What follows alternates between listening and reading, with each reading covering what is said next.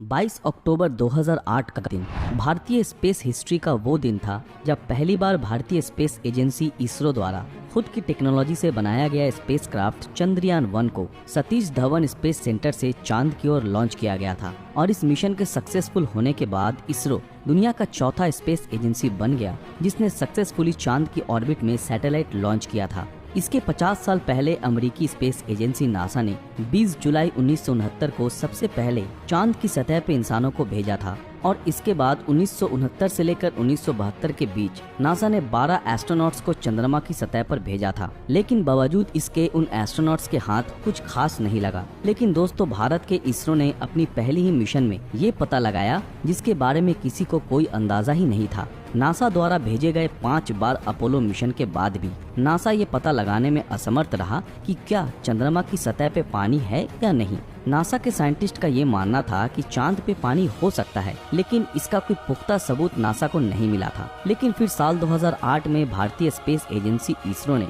चंद्रयान-1 नामक स्पेसक्राफ्ट को चांद की ओर भेजा और फिर 14 नवंबर 2008 के दिन चंद्रयान-1 में लगे एक सैटेलाइट को चंद्रमा के साउथ पोल में क्रैश लैंडिंग करवाया गया। दोस्तों, इस क्रैश लैंडिंग का मुख्य उद्देश्य था ये जानना कि आने वाले समय में चंद्रमा की सतह पर सॉफ्ट लैंडिंग कैसे किया जा सकता है। लेकिन किसी को ये नहीं पता था कि इस क्रैश लैंडिंग की वजह से दुनिया को एक ऐसी चीज का पता चलेगा जो कि इंसानी इतिहास की सबसे बड़ी खोज होगी। और दोस्तों, ये खोज थी पानी की। जी हाँ, चांद की सतह पर पानी का अस्तित्व। जब ये सैटेलाइट चांद की सतह से टकराया तब इस टक्कर की वजह से चांद की सतह पे धूल के फव्वारे उठे और फिर चंद्रयान-1 में लगे एक इंस्ट्रूमेंट की मदद से चंद्रमा की सतह पे मौजूद मिनरल्स की मैपिंग की गई। और इस मैपिंग के द्वारा मिले डेटा से ये पता चला कि चंद्रमा के दोनों ध्रुवों में पानी का भरमार है। यानी 50 साल पहले ही इंसानों को चांद पर भेजने वाली ऑर्गेनाइजेशन नासा ने वो नहीं किया जो भारत ने अपने पहले ही मिशन में कर दिखाया। और इस खोज के बाद इसरो का नाम पूरी दुनिया के जुबान पर था। पहले तो नासा ने भी इस खोज को सच नहीं माना, लेकिन फिर नासा ने जब साल 2009 में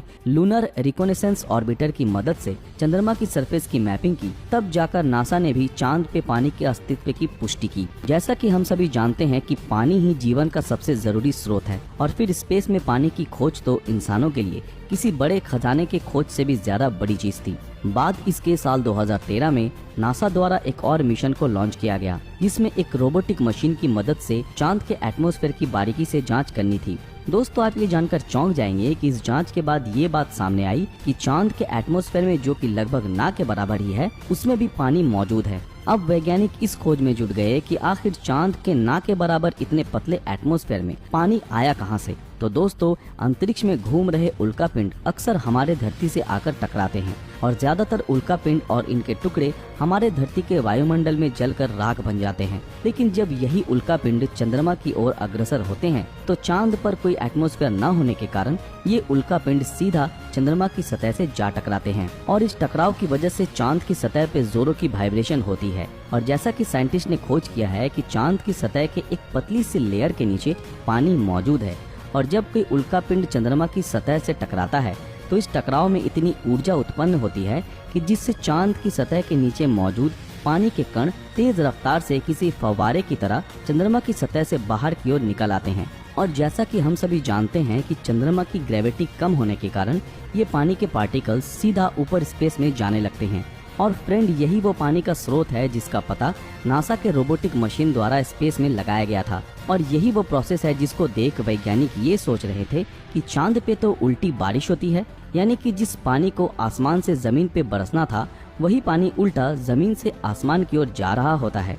और इस अनोखे खोज से हमें ये भी पता लगा कि पानी सिर्फ चांद के दोनों ध्रुवों में ही नहीं बल्कि चांद के संपूर्ण सतह के नीचे मौजूद है।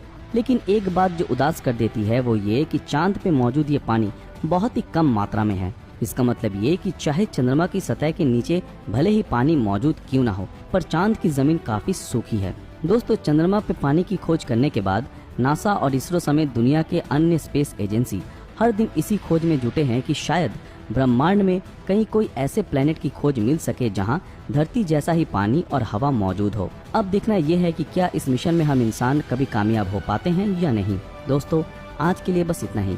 इस बारे में आपकी क्या राय है हमें कमेंट में जरूर बताएं। दोस्तों, आज का हमारा ये वीडियो अगर आप लोगों को पसंद आया तो इस वीडियो को लाइक और ज्यादा से ज्यादा शेयर जरूर करें।